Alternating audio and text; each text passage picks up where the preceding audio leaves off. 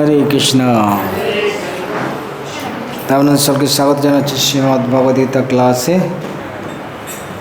আমরা ভগবদ্গীতা দ্বিতীয় অধ্যায় সাংখ্যযোগ থেকে আলোচনা করছি। তো কাল আমরা আলোচনা করছিলাম কিভাবে ভগবান বলছেন যে তুমি হচ্ছে ক্ষত্রিয়, ক্ষত্রিয়ের কাজ হচ্ছে যুদ্ধ করা। তাই ক্ষত্রিয়ের জন্য ধর্মযুদ্ধ হচ্ছে বিশেষ সুযোগ। কেন যদি ধর্মযুদ্ধে সে পরাজিত হয়, মারা যায়, তাহলে সে স্বর্গ পেয়ে যাবে, আর জয়লাভ করলে স্বর্গের মতো রাজ্য ভোগ করবে। তাই দুটো দিকেই ভালো। পরাজিত হলো, মৃত্যুবরণ করলে স্বর্গ, বেঁচে থাকলে স্বর্গে, জয়লাভ করলে স্বর্গের মতো সুখ ভোগ করবে। তারপরে ভগবান বললেন যে দেখো, স্বর্গভোগ বা ইত্যাদি এটা কামনা বাসনা থাকছে। তুমি যদি কর্তব্য হিসাবে যুদ্ধ করো, তুমি কর্তব্য জ্ঞানে যুদ্ধ করো, তাহলে লাভ ক্ষতি, জয় পরাজয়, সুখ দুঃখ এইসব চিন্তা না করে তোমার কর্তব্য হিসেবে যুদ্ধ, তাহলে তুমি কোনো পাপে লিপ্ত হবে না, কোনো পাপে লিপ্ত হবে না। সুখে দুঃখে সময়ে কৃত্বা লাভা লাভ জয়া জয় ততো যুদ্ধায় যজ্ঞস্য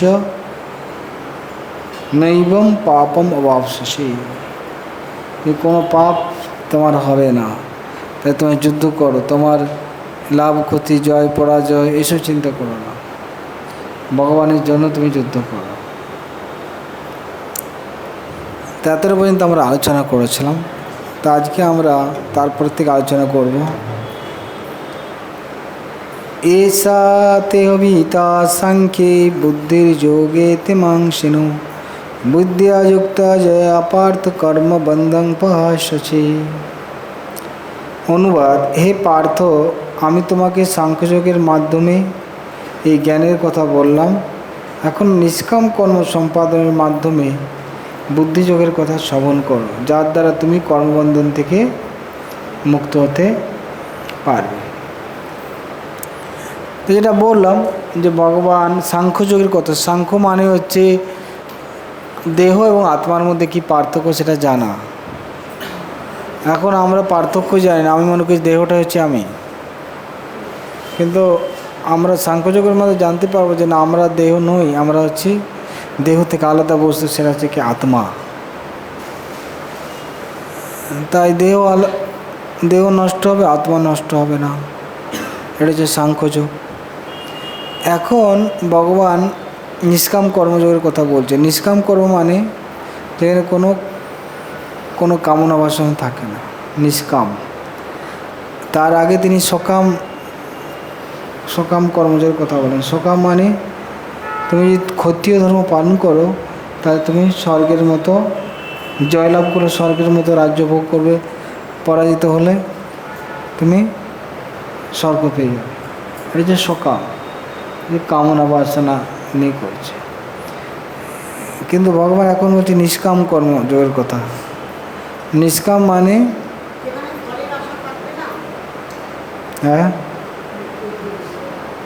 হ্যাঁ, নিষ্কাম মানে কোনো কিছু ফলের আশা না নিয়ে যুদ্ধ করা, নিজে ফলের আশা না করে কর্ম করা, আর সেটা তার কর্তব্য জেনে। আমরা কর্তব্য জেনে যদি কর্ম করি, ফলের আশা না করি, তাহলে আমরা কর্মের বন্ধন থেকে মুক্ত হব। কিন্তু সকাম কর্ম করলে কী হবে না, কর্মের বন্ধন থাকবে।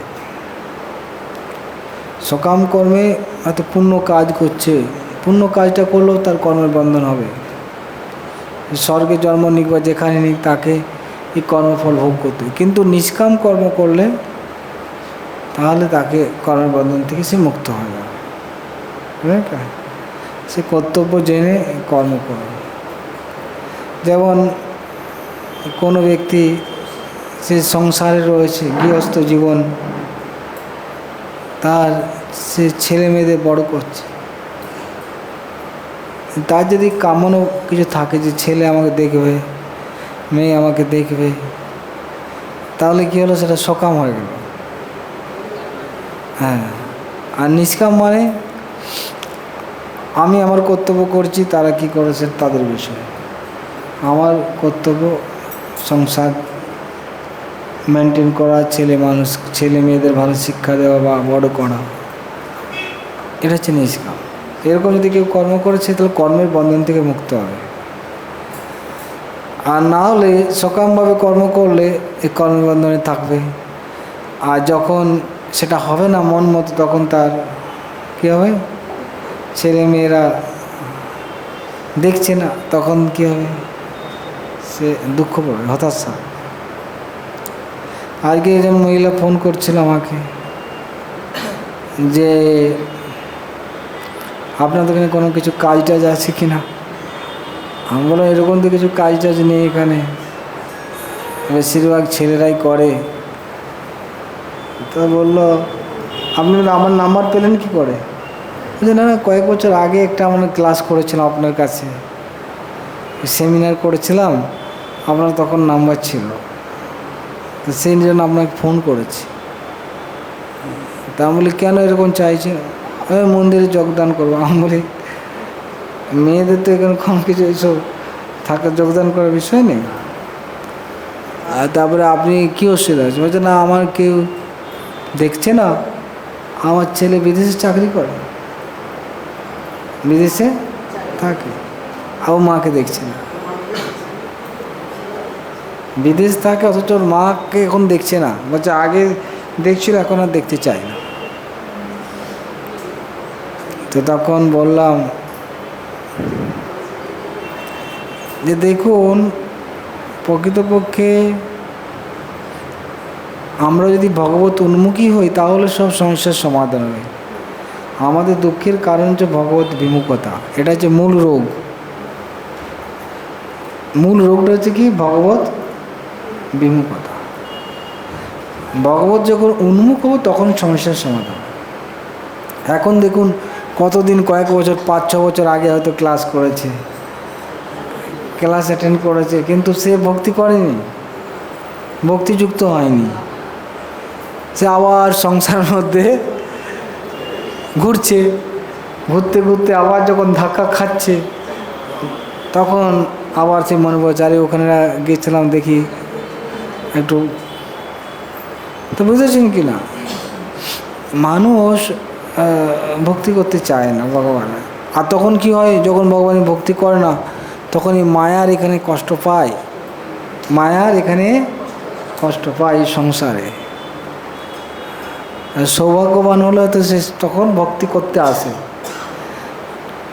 আবার অনেক সময় কি ভক্তি করতে আসে, দুঃখ করে চলে গেলে আবার ভক্তি ছেড়ে দেয়। তার জন্য কি করবেন বলুন, সুখটা ভালো না দুঃখটা ভালো? তা ভগবান যখন দেখে কি এ দুঃখ না পেলে ভক্তি করেন, তাকে দুঃখই দেয়, যাতে ভক্তি করে। তো তারপরে বলছে আমি হচ্ছে খ্রিস্টান, আমি হচ্ছে কি, আমি বলে খ্রিস্টান, হিন্দু, মুসলিম সব একই তো, সব একই ধর্ম, কী পার্থক্য? মানে চিনির হলুদ রং করে দিয়েছে, লাল রং করে দিয়েছে, কালো রং করে দিয়েছে, কিন্তু আসলে চিনি আছে, চিনি মানে মিষ্টি লাগে। আর আপনি যদি শুধু রংটা দেখেন, বাহ্যিক আপনার চিনি মিষ্টি নেই, রংটা চেঞ্জ করে দেন, কী লাভ আছে? ধর্ম মানে আসলে ওই জিনিসটা থাকতে হবে। ধর্ম মূল বিষয়টা কী সেটা আমি জানতে হবে। তো আত্মার ধর্মটা কী সেটা জানতে হবে। তাই আমি বললাম দেখুন, ভগবানের ভক্তি করুন, তাহলে সব জিনিস ঠিক হবে। বাকি আমরা ভগবানকে বাদ দিয়ে সুখী হতে পারবো না। মায়া আমাদের বোঝাচ্ছে, মায়া আমাদের লাথি মারছে, ঝাঁটা মারছে সংসারে, ঠিকই না, মারছে না? কিন্তু আমরা বুঝতে পারছি, আমাদের জ্ঞান হচ্ছে না। সেই মায়ের প্রতি আসক্তি, আবার মায়া মারছে, তাও আমাদের তো আসক্তি ছাড়ছে না। মায়া আমাদের এত কষ্ট দিল, কিন্তু আমরা মায়াকে ছাড়তে পারছি না, বুঝলেন কি? হ্যাঁ, হয়ে যাচ্ছে তো। তাই এটা হচ্ছে নিয়ম। তা উনি আশা করছিল যে ছেলেকে করব, তা আমার ছেলে দেখবে বা কিছু, এখন দেখছে না। ছেলের জন্য কত পরিশ্রম করেছে, কত জান লাগিয়ে দিয়েছে, ঠিক না? তার পড়াশোনা বলুন, যাই বলুন, অনেক কিছু করেছে, কিন্তু ছেলে দেখছে না, চাকরি করছে কিন্তু তার মাকে দেখছে না। তো তাহলে এখনও আবার প্ল্যান করছে কি করে আমি কাজ করব, টাকা ইনকাম করব। আমরা যদি সুখ পাওয়ার ছিল তখনই সুখ পেতেন, ঠিকই না? এখন ওটা বাদ দিয়ে একটা নতুন প্ল্যান করছে সুখ। এটা ভাবা হচ্ছে যে আমার সুখ নেই, সুখটা কী করে হবে, না কৃষ্ণ মুক্তি করি তাহলে সুখ আসবে। আমি আবার একটা পরিকল্পনা করছি, বারবার প্ল্যান করে বারবার ভাঙি, কখনো বা পঙ্কে, কখনো ডাঙাতে পড়ছে, কখনো পাকে পড়ছে প্ল্যানগুলো। তা আমরা অনেক প্ল্যান করছি, একটা প্ল্যান ভেঙে গেলে আরেকটা প্ল্যান করছি, কিন্তু আসল প্ল্যানটা হচ্ছে আমাদের কীভাবে ভগবানের ভক্তি করব। এই প্ল্যানটা কেউ করছে না। ভগবানকে ভক্তি করা, ভগবানকে মানা বাদ দিয়ে যত প্ল্যান করছি, ভগবানকে সেবা করার কোনো, ভগবানের কাছে যাওয়ার কোনো প্ল্যান নেই, ভগবানকে বাদ দিয়ে যত কিছু প্ল্যান, আর এটা কোনোদিন সমস্যার সমাধান হবে। যেটা আমি বললাম যে ভগবান হচ্ছে আমাদের বন্ধু, ভগবান হচ্ছে আমাদের প্রকৃত, তিনি হচ্ছে আমার প্রকৃত সন্তান হতে পারে, তিনি বন্ধু হতে পারে, তিনি আমার পিতা হতে পারে, কিন্তু তাকে বাদ দিয়ে আমরা জড়জগতের বন্ধু, জড়জাগতিক সখা, জড়জাগতিক পিতা, জড়জাগতিক সন্তান, তারা আপনাকে ধোঁকা দেবে, তারা আপনাকে ধোঁকা দেবে। তাই ভগবান আপনাকে ধোঁকা দেবে, সে বসে আছে আপনার সাথে কানেক্ট করার জন্য, কিন্তু আপনি তাকে বাদ দিচ্ছেন। সেই আসল বন্ধু ভগবান হচ্ছেন আসল, তাকে বাদ দিয়ে আমার যত কিছু বন্ধু। তো ধোঁকা খাবে না, ধোঁকা খেলেও সে ছাড়ছে না, ধোঁকা খেলেও সে ও ছাড়ছে না, কী করবে বলো? সেই জন্য ভগবান এখন নিষ্কাম কর্মের কথা বলছেন। নিরুক্তি বা বৈদিক অভিধান অনুসারে সাংখ্য কথার অর্থ যা কোনো কিছুর বিশদ বিবরণ দেয়, এবং সাংখ্য বলতে সেই দর্শনকে বোঝায় যা আত্মার স্বরূপ বর্ণনা করে। আর যোগ হচ্ছে ইন্দ্রিয়গুলিকে দমন করার পন্থা। অর্জুন যুদ্ধ না করার অভিপ্রায়টি ছিল ইন্দ্রিয় সুখ ভোগের ইচ্ছা। তার মুখ্য কর্তব্যের কথা ভুলে গিয়ে অর্জুন যুদ্ধ থেকে বিরত হতে চেয়েছিলেন, কারণ তিনি মনে করেছিলেন আত্মীয় স্বজনদের হত্যা না করে এবং ধৃতরাষ্ট্রের পুত্রাদি জ্ঞাতিভাতাদের জয় করে রাজ্য সুখ ভোগ করার থেকে অহিংসার পথ অবলম্বন করা অধিকতর সুখদায়ক হতো। উভয় ক্ষেত্রে মূল উদ্দেশ্যটি ছিল ইন্দ্রিয় সুখ ভোগের ইচ্ছা। অর্জুন কেন যুদ্ধ করতে চাইছিল না? তার ইন্দ্রিয় তৃপ্তির ইচ্ছা।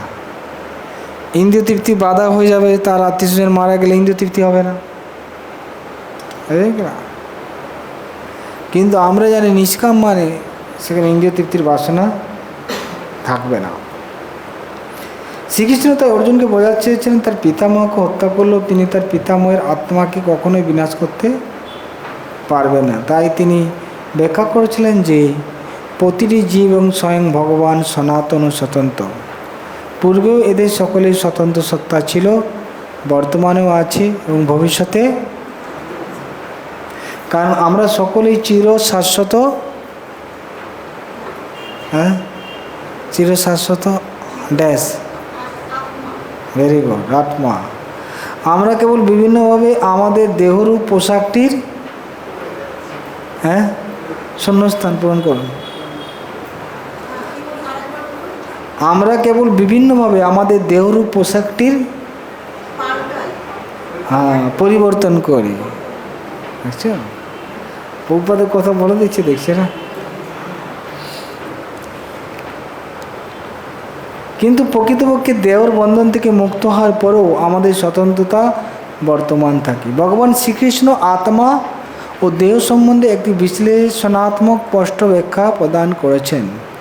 বিভিন্ন দৃষ্টিভঙ্গির পরিপ্রেক্ষিতে আত্মা ও দেহ সম্বন্ধে এই বিস্তৃত জ্ঞানকে নিরুক্তি অভিধানে সাংখ্য নামে অভিহিত করা হয়। দেহ আত্মার যে বিশ্লেষণ তাকে কি বলা হয়? সাংখ্যযোগ। এটা যে সাংখ্য, কি পার্থক্য, এটা বিশ্লেষণ করা। এই জন্য এই অধ্যায়ের নাম হচ্ছে সাংখ্যযোগ। এই অধ্যায়ের নাম কি? তো এখানে দেহ এবং আত্মা সম্বন্ধে বিশ্লেষণ করেছে ভগবান বিভিন্ন অ্যাঙ্গেল থেকে।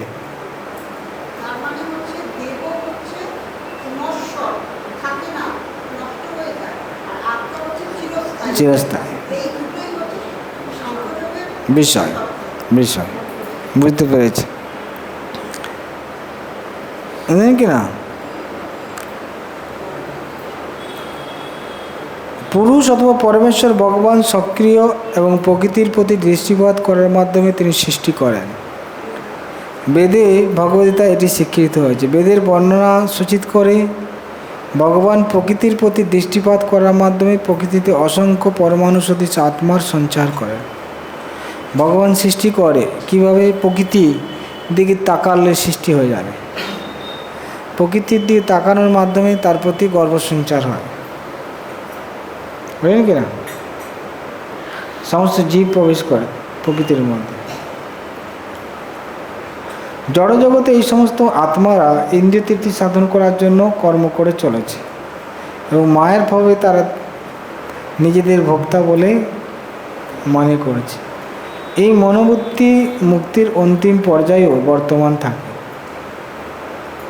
এই জগতে জীবের কাজ হচ্ছে কি? ইন্দ্রিয় তৃপ্তি করে, এই ভাবনা তার মধ্যে রয়েছে, ইন্দ্রিয় তৃপ্তি করবে। আর এটা মৃত্যু পর্যন্ত চলতে থাকে। কতদিন চলতে থাকে? মৃত্যু পর্যন্ত। যখন তারা ভগবানের সাথে এক হয়ে যেতে চায়, আচ্ছা, মুক্তির পর্যন্ত চলতে থাকে। মুক্তি যারা পেতে চাইছে তারাও ভগবানের সাথে এক হয়ে যেতে চায়, তারা ভগবান হয়ে যেতে চাইছে। এটাও একটা ইন্দ্রিয় তৃপ্তি না? আমি ভগবান হয়ে যাব। এটি হচ্ছে মায়ের অন্তিম ফাঁদ বা ইন্দ্রিয় তর্পণের মোহ। আর এইভাবে বহু বহু ইন্দ্রিয় তর্পণকারী জীবন অতিক্রম করার পর একজন মহাত্মা ভগবান শ্রীকৃষ্ণ বাসুদেবের শরণাগত হয়ে পরম সত্যকে উপলব্ধি করতে পারেন।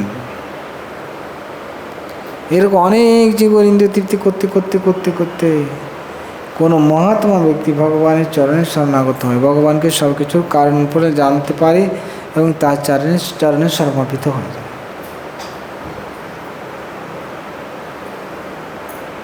ভগবান শ্রীকৃষ্ণের চরণে আত্মসমর্পণ করে তাকে গুরুরূপে গ্রহণ করেছেন। অর্জুন ভগবানকে গুরুরূপে শিষ্যস্তেয়ং সাদিমাং তাং প্রপন্নম। ফলস্বরূপ শ্রীকৃষ্ণ এখন তাকে বুদ্ধিযোগ বা কর্মযোগ অথবা ভগবানের ইন্দ্রিয় তৃপ্তির জন্য ভক্তিযোগ অনুসরণ পন্থা বর্ণনা করবেন।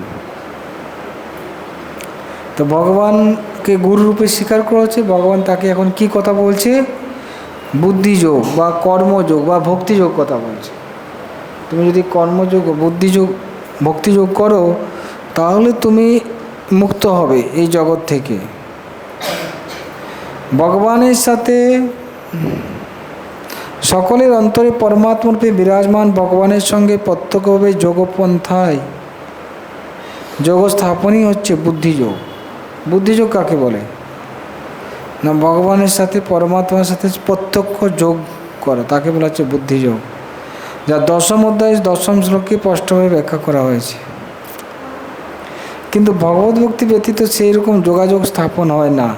তাই যিনি ভগবানের প্রতি অপ্রাকৃত প্রেমভক্তি স্তরে অধিষ্ঠিত, অর্থাৎ যিনি কৃষ্ণ ভাবনাময়, তিনি ভগবানের বিশেষ কৃপায় এই বুদ্ধিযোগের স্তর লাভ করেন। তাই ভগবান বলেছেন যে যারা প্রীতিপূর্বক সর্বদা ভগবত সেবায় নিয়োজিত, কেবল তাদেরই তিনি প্রেমভক্তির শুদ্ধ জ্ঞান প্রদান করেন। এইভাবে ভগবদ্ভক্ত সহজেই চির আনন্দময় ভগবানের রাজ্যে তার কাছে পৌঁছাতে পারেন।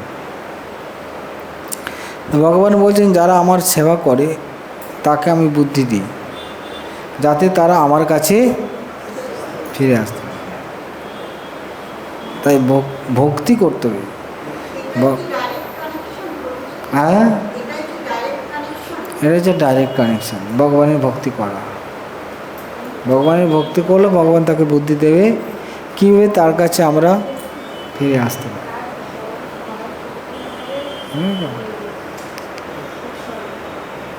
তো এখানে বুদ্ধিযোগ মানে হচ্ছে কি? বুদ্ধিযোগ মানে হচ্ছে ভক্তিযোগ, ঠিক আছে?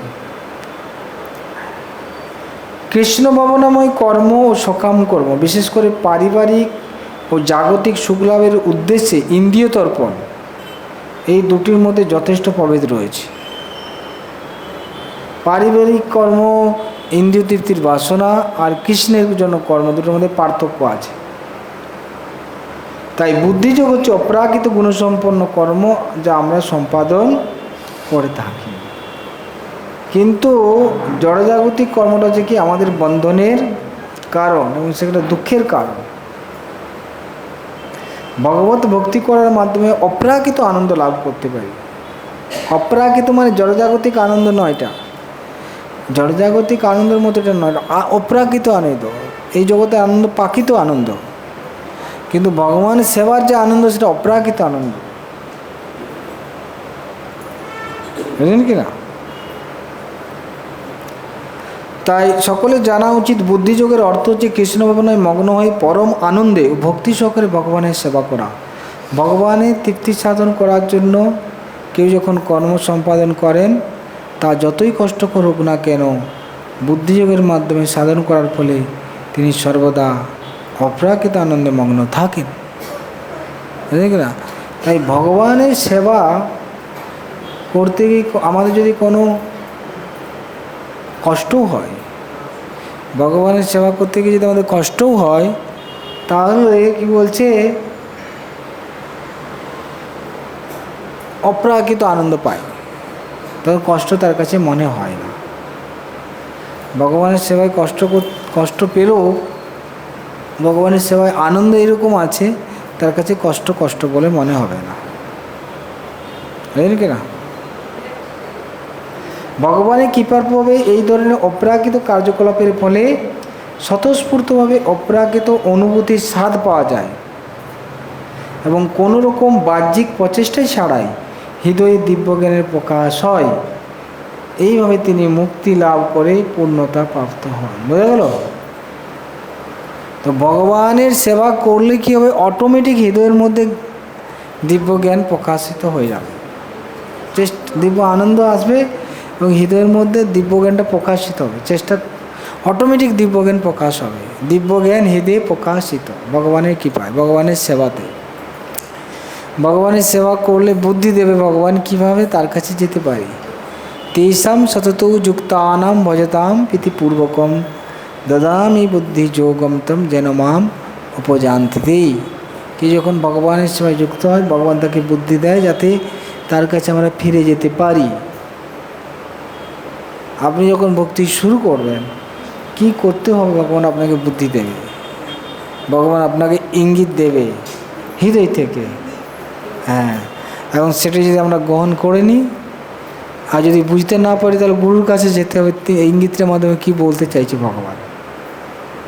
অনেক সময় বুঝতে পারবো না, তাই গুরুর কাছে যাওয়া, গাইডেন্স নেওয়া, তিনি আমাদের বুঝিয়ে দেবে জিনিসটার মানেটা কি ভগবান নির্দেশ করছে, ভগবান কি বোঝাতে চাইছে, এবং সেইভাবে আমরা জীবনকে পরিচালনা করতে, তাই ভগবানকে আমরা লাভ করতে পারব।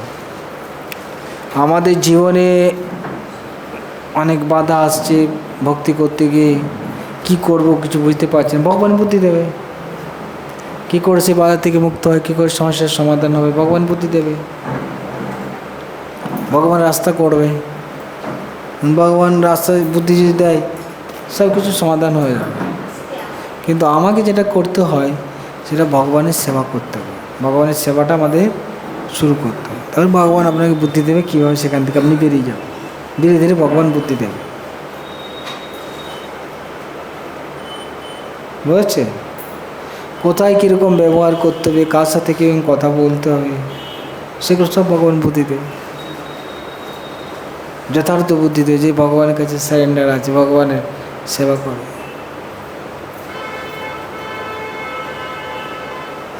প্রভুপাদ যেমন তিনি ভগবানের শুদ্ধ ভক্ত, তাই প্রভুপাদকে অনেকে কোয়েশ্চেন করতো সাংবাদিকরা, উনি পারফেক্ট অ্যান্সার দিয়ে দিতেন। ওনাকে কোনো কিছু যেরকম ব্যাকগ্রাউন্ড থেকে কোয়েশ্চেন করে, অনেক সায়েন্টিস্ট আছে তারাও কোয়েশ্চেন করে, প্রভুপাদ উত্তর দিয়ে দেবে। কেন দিচ্ছে, কীভাবে দিচ্ছে না, ভগবান তাকে প্রেরণা দিচ্ছে কী বলতে হবে, ভগবান বুদ্ধি দিচ্ছে, তার জন্য তিনি উত্তর দিতে পারছেন। প্রভুপাদ একদম সঙ্গে সঙ্গে কোনো ভাবছেন না, সঙ্গে সঙ্গে উত্তর দিয়ে দেয়, ভগবান তাকে উত্তর দিচ্ছে। একজন সায়েন্টিস্ট একজন সাংবাদিক প্রশ্ন করেছে, স্বামীজি আপনি সবসময় বলছেন কৃষ্ণ কৃষ্ণ কৃষ্ণ, কৃষ্ণের নাম, কৃষ্ণের প্রসাদ, কৃষ্ণের কথা, কৃষ্ণের নাম এইসব করছেন, আর বলছেন মরার পর আপনি কৃষ্ণের কাছে যাবেন। আপনি ধরুন জানলেন মরার পর কৃষ্ণ বলে কেউ নেই, কৃষ্ণের ধামও নেই, তাহলে কী হবে বলুন? যারা সাংবাদিক এরকম ঘুরিয়ে পেঁচিয়ে কোশ্চেন করে, বুঝলেন কিনা? প্রভুপাদকে বলছে, প্রভুপাদ সঙ্গে সঙ্গে উত্তর দিচ্ছে, প্রভুপাদ সঙ্গে সঙ্গে কী উত্তর দিচ্ছে? বলছে ঠিক আছে, কৃষ্ণ যদি আমি জানলাম মৃত্যুর আগে কিছু নেই, কিন্তু এখন আমি তো ভগবানের নাম করছি, কীর্তন করছি, গাইছি, প্রসাদ পাচ্ছি, বিভিন্ন দেশে ঘুরছি, বিভিন্ন সৎসঙ্গ করছি, আমি আনন্দে আছি, আমি তো আনন্দে আছি, প্রসাদ পেয়ে ভগবানের কথা বলে আনন্দ, বিভিন্ন জায়গায় ঘুরছি, কথা বলছি, আমি আনন্দে করেছি। আর যদি জানলাম ভগবানের নেই, তো আমি তো সারা জীবন আনন্দে কাটালাম। আর ধরো তুমি জানতে পারলে মৃত্যুর পর কৃষ্ণ আছে, কৃষ্ণের ধাম আছে, তাহলে তোমার কি হবে? তাহলে তোমার কি হবে? আমি তো করছি, এই জীবন আনন্দে আছি, আর থাকলে তো পরম আনন্দ, আর তুমি তো কিছুই করছো না, ঠিক না? মরার পর জানলে কৃষ্ণ আছে, তাহলে তোমার কী হবে? তখন কী কর, তোমার কী হবে? তোমার তখন কী হবে? দেখুন প্রভুপাদের অ্যান্সার দেখতে পাচ্ছেন? তাই উত্তরটা কে দিয়েছে? ভগবান তাকে দিয়েছে, ভগবানটা। হ্যাঁ,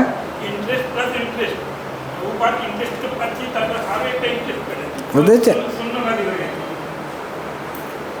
তাই আপনি ভক্তি করলে ভগবান আপনাকে বুদ্ধি দেবে, কী করতে হবে, কীভাবে চলতে হবে, কীভাবে সেই জিনিসটা করতে হবে, কীভাবে আপনি তার সেবাটা করতে পারবেন, কীভাবে তার নাম করতে পারবেন, কীভাবে তার আরাধনা করে, ভগবান সব বুদ্ধি দেবে।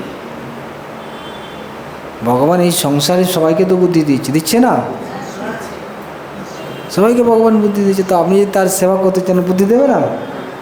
বুদ্ধি দেবে ভগবান, কীভাবে তার সেবা করতে পারবেন, ভগবান তার বুদ্ধি দিয়ে দেবে, আপনার গাইড করবে কীভাবে।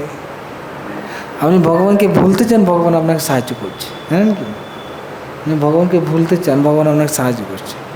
ভগবানকে মনে রাখতে চান, ভগবানকে ভালোবাসছেন, ভগবান আপনাকে সাহায্য করবে। করবে না? করবে না? সহজ বিষয়। তো এখন করছে না কেন? আমি করছি না, আমার ভাবনাটা নেই, আমার ভাবনাটা এতটা দৃঢ়তা নেই। আমাদের দৃঢ়তে জাগলে ভগবান সাহায্য করবে। নিষ্ঠা নেই, ঠিক না? তবে তো ভগবান সাহায্য করে। দেশম সতত যুক্তানাম ভজতাম প্রীতিপূর্বক, প্রীতিপূর্বক ভজন করতে হবে। সতত যুক্তানাম, সবসময় যুক্ত আছে ভগবান, তখন তাকে বুদ্ধি দেবে। প্রীতিপূর্বক সেবা করতে হবে ভগবানের। হ্যাঁ, কি বলছেন? হ্যাঁ, গায়ে ছাড়া,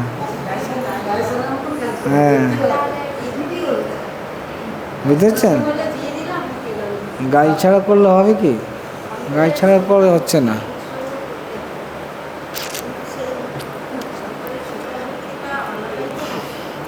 আরেকটা শ্লোক নেব। এই শ্লোকটা খুব ইম্পর্টেন্ট শ্লোক। ভগবান বলছেন এই ভক্তিযোগটার কি, এই যে ভক্তিযোগ আছে, এই ভক্তিযোগের মহিমাটা বলছে যে কোনো ব্যক্তি যদি ভগবানের জন্য কর্ম করে, তার ফলে আশা না করে, তাকে ভক্তিযোগ বলছে। তো এই ভক্তিযোগের মাহাত্ম্যটা কি? এই ভক্তিযোগের মাহাত্ম্য হচ্ছে কি, নেহাভিক্রমণা স্বস্তি প্রত্যবায় নবিদ্যতে স্বল্পমপ্যস্য ধর্মস্য তায়তেই মহত্ব। এই ভগবানের সেবা কেউ যদি করে, কোনো কিছু কামনা বাসনা না করে, তাহলে যদি অল্প পরিমাণও করে, সেটা কোনো ব্যর্থ হবে না। অল্প পরিমাণকে যদি করে, সেটা কখনো ব্যর্থ হবে না, এবং সেটা কখনো নাশও হবে না, সেটা কখনো। আর এটা কি করবে না, স্বল্পম অপিয়স্য ধর্মস্য তাড়েতেই মহত ভয়া। যদি অল্প পরিমাণ করে, অনেক বড় ভয় থেকে মুক্ত হয়ে যাবে। এটা হচ্ছে ভক্তিযোগের গুরুত্ব বা মহিমা। বোঝা গেল? এই জাগতিক জিনিস আপনি যাই করেন সেটা ক্ষয় হয়ে যায় এবং ব্যর্থ, একসময় সেটা শেষ হয়ে যায়, কমপ্লিট ব্যর্থই হয়। তো ভগবানের জন্য যেটা করেন, ভগবানের নিষ্কাম কর্ম, সেটা আপনার অল্প করলেও সেটা বড় বিপদ থেকে রক্ষা করে, ক্ষয়ও হয় না, সেটা ব্যর্থও হবে না। ব্যর্থ মানে সেটা একসময় না একসময় ফল দেবে, বুঝলেন কি না? এটা যেমন ধরুন একটা বাড়ি বানালে আপনি যদি ছাদটা না বানান, পুরো বানিয়ে দিয়ে রং ঠং করে ছাদ নেই, তা আপনি ঘরটা ভোগ করতে পারবেন? পারবেন না, কমপ্লিট পারবেন না। এত খরচা করলেন, ছাদেই নেই, বৃষ্টির জল পড়ছে আর পড়ছে, তা আপনি এখানে থাকতে পারবেন না। কিন্তু তাই যতক্ষণ না ছাদ দিচ্ছেন ততক্ষণ পর্যন্ত এটা কাজটা সাকসেস হবে না। তো ভক্তি এরকম নয়, যতটা করছেন ওটা থাকবে। আর কিছুদিন পর বাড়িটা ধরেন ছাদটা যদি না পায়, কিছুদিন পর বাড়িটা আস্তে নষ্ট হয়ে যাবে না? 10 বছর আস্তে আস্তে বাড়িটা পুরো মাটিতেই মিশে যাবে, নষ্ট হয়ে যাবে, ঠিক আছে? এরকম ধরুন অনেক বাড়ি আছে, আমাদের পাশে একটা বাড়ি বানিয়েছে 20 তালা না 40-30 তালা বানিয়েছে, ওটা মানে কিছু প্রবলেম আছে, বন্ধ হয়ে গেছে। এখন ওখানে গাছ হচ্ছে, এই হচ্ছে, আস্তে আস্তে ওই বাড়িটা ভেঙেই পড়ে যাবে, বুঝলেন কি না? মেনটেন না হলেও বাড়িটা ভেঙে পড়ে যাবে। তো আধ্যাত্মিক কাজ এরকম নয়, কমপ্লিট না হলে কী হবে, সেটা ব্যর্থ হবে না, আবার পরে ওটার সাথে কানেক্ট হয়ে যাবে, ওটা নষ্ট হবে না। জাগতিক জিনিস বাড়ি নষ্ট হয়ে যাবে, কিন্তু আধ্যাত্মিক নষ্ট, যতটা করেছেন পরের বার থেকে তারপর থেকে শুরু হবে, থেকে যাবে, মানে তারপর থেকে শুরু করবেন। এই জীবনে যতটা করেছেন, হয়তো 50 পায়ে গিয়ে আছেন আধ্যাত্মিক, পরের বার 51 পা থেকে শুরু হবে। আর জাগতিক কাজ আপনি ধরুন এখন কি PhD করে নিয়েছি, পরে যখন আবার জন্ম হবে, আবার অ আ ক খ ABCD পড়তে, এরকম না জন্ম থেকে PhD হবে, PhD ডিগ্রি নিয়ে আসবে, আবার সেই অ আ ক, আবার সেই পড়াশোনা, আবার ডিগ্রি নেওয়া, আবার চাকরি করা, আবার ঘর বাড়ি করা, সেম কিছু, আবার নতুন সংসার। কিন্তু আধ্যাত্মিক কাজ এরকম না, আধ্যাত্মিক যতটা আপনি করে রাখছেন পরের জীবন তারপর থেকে শুরু হয়ে যাবে। হ্যাঁ, এগিয়ে যতটা এগিয়ে গেলেন ততটা, তারপর থেকে আবার শুরু, 40 পায়ে গেছেন, 41 পা থেকে শুরু হবে। আর ক্ষয়ও হবে না, আর এটা বড় বিপদ থেকে রক্ষা করবে। কেউ যদি অল্প ভক্তি করে তার বড় বিপদ থেকে, হ্যাঁ, যেমন একটা উদাহরণ দেওয়া হচ্ছে, আপনার ভরত মহারাজ আগের জীবনে সে রাজা ছিল, কিন্তু হরিণের চিন্তা করতে করতে হরিণ হয়ে গেল, মরার সময় হরিণের চিন্তা করেছে, হরিণের প্রতি কী করে চিন্তা করলো না, ও ধ্যান করছিল, আগে তপস্যা করেছিল গণ্ডকী নদীর তীরে, সে ভগবানের চিন্তায় মগ্ন ছিল। কিন্তু ওখানে একটা বাচ্চা হরিণের মা বাচ্চা দিয়ে বাঘে তাড়া করেছিল, জলে পড়ে মারা গেছে। তো বাচ্চাটা একা হয়ে গেছে, তো তাকে মায়া দেখে এতে নিয়ে এসছে, গাটা মুছিয়ে দিচ্ছে, এখন তার সেবা করছে, কেউ নেই। এখন ওই সেবা করতে করতে তার প্রতি আকর্ষণ হয়, তার ভক্তি নষ্ট হয়ে গেছে, শুধু ওই হরিণের চিন্তা, দিনরাত হরিণের চিন্তা। সেরকম আমরা দেখি অনেক আছে না, কারো বাড়িতে বেড়াল থাকে, কুকুর থাকে, ওর প্রতি খুব আসক্তি, দেখেছেন? ওই নিঃসব চিন্তা, তাকে খাওয়াবে, শুবে, তাকে নিয়ে ঘুম পাড়াবে। এখন ওই চিন্তা করতে করতে ওর কী হয়ে গেল, একদিন আর পাচ্ছে না, ওটা চলে গেছে জঙ্গলে, ওই হরিণে দৌড়াতে দৌড়াতে দৌড়াতে রাত্রিবেলায় খোঁজ করতে, কোথায় কোথায় কোথায়, একটা হোঁচট খেয়ে পড়ে গেছে পাহাড় থেকে নিচে, হরিণের চিন্তা করতে করতে করতে মরে গেল, পরে হরিণ হয়ে গেছে। পরে কী হলো,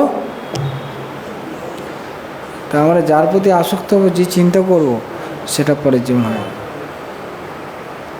তা একসময় প্রভুপাদ বলছেন যে যেরকম চিন্তা করবে সেরকম হবে, কুকুরের চিন্তা করতে করতে মরে গেলে পরের জীবনে কুকুর হয়ে যাবে। তো একটা ছেলে, একটা ইউনিভার্সিটি ক্লাস দিচ্ছিল, ছেলে দাঁড়িয়ে গেছে, স্বামীজি কুকুর হলে কী প্রবলেম আছে?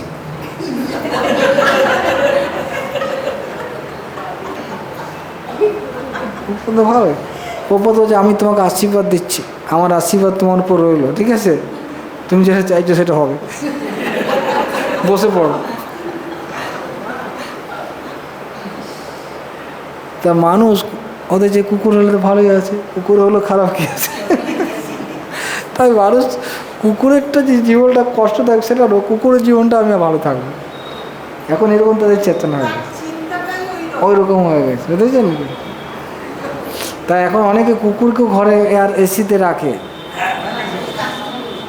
আর কুকুরের নামে একজন কত কুকুর না একটা বিড়ালের নামে কয়েক হাজার কোটি টাকা রেখে দিয়েছে ব্যাংকে, জানেন? কুকুরের নামে নমিনি করে দিয়েছে। তার মানে ও আগের জন্য ওই বাড়ির মালিক ছিল, ওই বাড়ির মালিক ছিল, এখন ও কুকুর হয়ে গেছে, ঘরে কুকুর হয়ে গেছে। এখন ও স্ত্রীকে করেছে, মারা যাবে তার আগে ওর স্বামীর নামেই করে দিয়েছে, সে তো কুকুরের নামে করে দিয়েছে। এগুলো বোঝার আছে, এগুলো বোঝার আছে, এরকম দেখতে পান তার বাড়িতে আছে কেন? তো তাই ভরত মহারাজ হরিণ হয়ে গেল, কিন্তু তার পূর্বজীবনের কথা মনে ছিল, ভক্তি যেহেতু করেছিল। তো বললো, আরে আমি তো এরকম অনেক আধ্যাত্মিক জীবন অনেক উন্নতি করেছিলাম, এই হরিণের প্রতি আসক্তি আমি হরিণের সরিয়ে গেছে।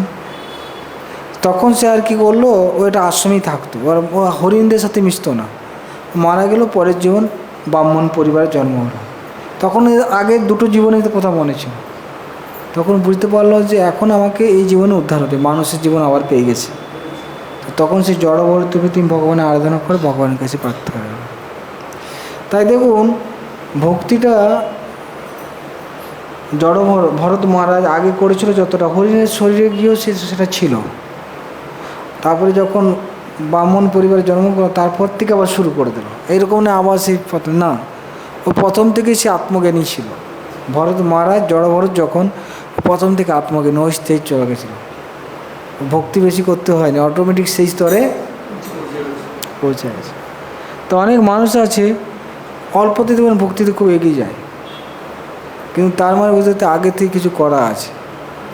হ্যাঁ, এরকম নয় যে এখন এই জীবনে করছে, অনেকে প্রথম থেকে এখন শুরু করছে, অনেকে প্রথম থেকে ভক্তি, অনেকে আগের জীবন থেকে অনেক করা আছে, অল্পতেই শুরু হয়ে অনেক এগিয়ে যাচ্ছে। তাই যেটা বললো যে ভক্তিটা শুরু হবে, শেষ হবে না, যতটা করেছে তারপর থেকে আবার কি হবে, শুরু হবে, বুঝেছেন কি? যতটা হয়েছে তারপর থেকে আবার সে শুরু করতে হবে। তাই কি ভক্তি করা উচিত নাকি সকাম কর্ম করবেন? সকাম কর্ম যে আছে ওই প্রথম যতটা হলো শেষ, ব্যর্থ হয়ে যাবে, আবার শুরু করো প্রথম থেকে, এরকম ব্যর্থও হয়ে যাবে, সকাম কর্ম ব্যর্থ। ওই দেখুন হরিণের সেবা করলো, ওটা উপকার করলো, ও পরের জীবন কী হয়ে গেলো, হরিণ হয়ে গেল। উপকারই করেছে না, হরিণের উপকার করলো না, তার পরিণামটা কী হলো, হরিণ হয়ে গেছে, কত ডাউন হয়ে গেল। কিন্তু সকাম কর্ম এটাই নিয়ম।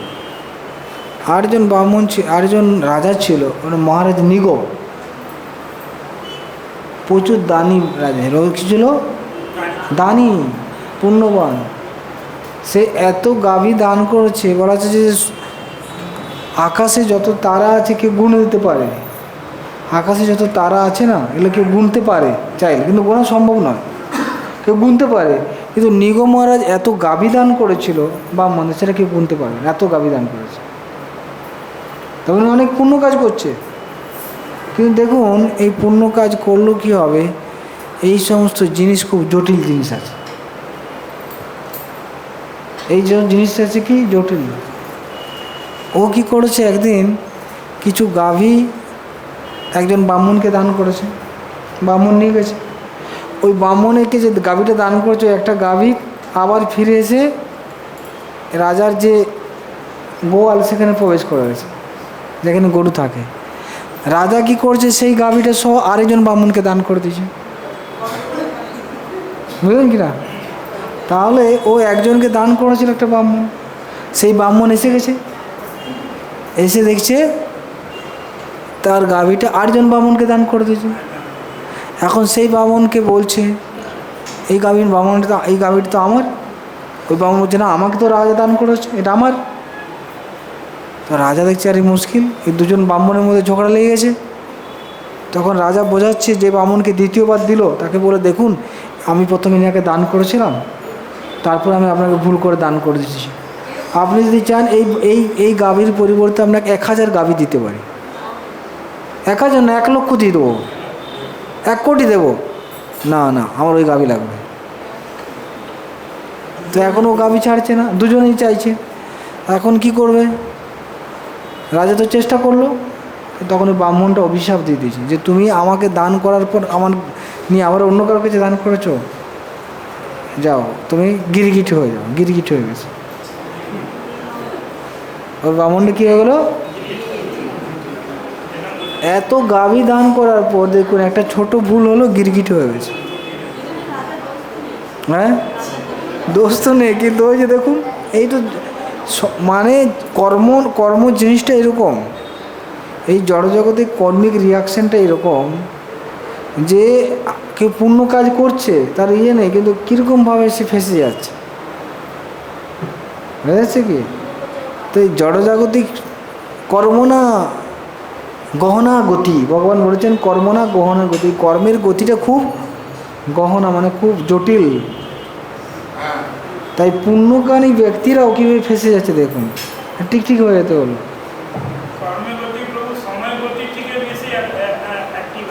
বুঝেছেন? তাই কেউ যদি পুণ্য কাজ করে, আমি যেটা বললাম সকাম করো, পুণ্য কাজ করেও এরকম গতি হয়ে যাচ্ছে, পতন হয়ে যাচ্ছে। কিন্তু ভক্তি যেটা বললো, ভক্তি হচ্ছে সুরক্ষিত, যে যতটা করে সুরক্ষিত হবে, নষ্ট হবে না। যেটা শেষ হচ্ছে সেখান থেকে আসল করে, বুঝলেন?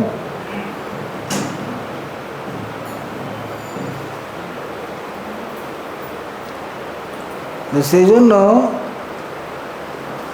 আমাদের ভগবানের ভক্তি করতে এই যে সুরক্ষিত, তাছাড়া কোনো উপায় নেই।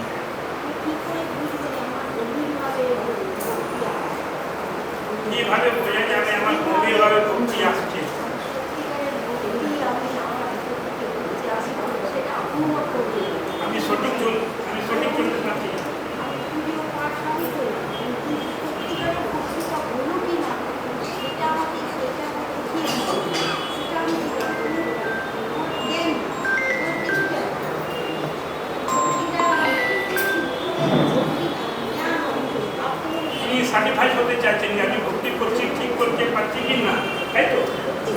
ওনার প্রশ্নটা হচ্ছে আমি কি করলে সত্যিকারের ভক্তি হবে, তাই তো মাতাজি? এক কথার প্রশ্নটা এটাই তো। সত্যিকারের ভক্ত সঙ্গ করুন, সে বলবে ভক্তি করছে কিনা, ঠিক না? ভক্ত সঙ্গ করলে, ভক্তদের যারা ভক্তি করছে তাদের সঙ্গ করুন, তাহলে দেখতে হবে তারা কিরকম করছে, ঠিক না? এটাও তো খুব সন্দেহ আছে। হ্যাঁ, আমি যখন এখানে এলাম তখন এখন কিছু জানি না। What do mean by ISKCON? আমি কিছু জানি না। ইসকন একটা ইসকন আছে, একটা পুষ্টিয় মার্গীয় আছে, একটা বৈষ্ণব আছে, অনেক প্ল্যাটফর্ম আছে। ওই প্ল্যাটফর্মে কী করে বুঝবো যে সঠিক কী আছে? এতো তো একটা জটিল আছে। ফলে না পরিচয়তে, গাছকে কীভাবে চেনা যায়? তার ফলের মাধ্যমে, ঠিকই না? সেরকমভাবে যখন আমরা কোনো জিনিস করছি সেটা আমরা ফল পাচ্ছি কিনা দেখতে হবে, তার পন্থার মাধ্যমে মানুষ উপকৃত হচ্ছে কিনা। এখন দেখুন ইসকন যে প্রচার করছে সেখানে কত মানুষ অনুপ্রাণিত হচ্ছেন, তারাও এখানে অ্যাকসেপ্ট করছে, দেখতে হবে। হ্যাঁ, সঠিক। হৃদয় থেকে অনুভব হবে, হৃদয়ের মধ্যে সন্তুষ্টি আসবে, হৃদয়ের মধ্যে কী হবে? সন্তুষ্টি হবে। আর হৃদয়ের মধ্যে এটা হবে যেটা এটার পাওয়ার পর মনে আর কিছু পাওয়ার নেই।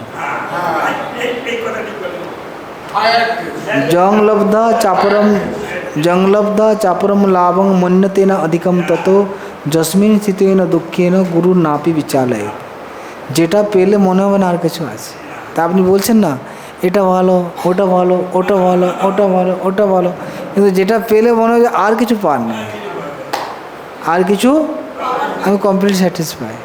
তাই যতক্ষণ না সেই জায়গাতে যাচ্ছে ততক্ষণ এটা না, এটা না, এটা করতে থাকবে।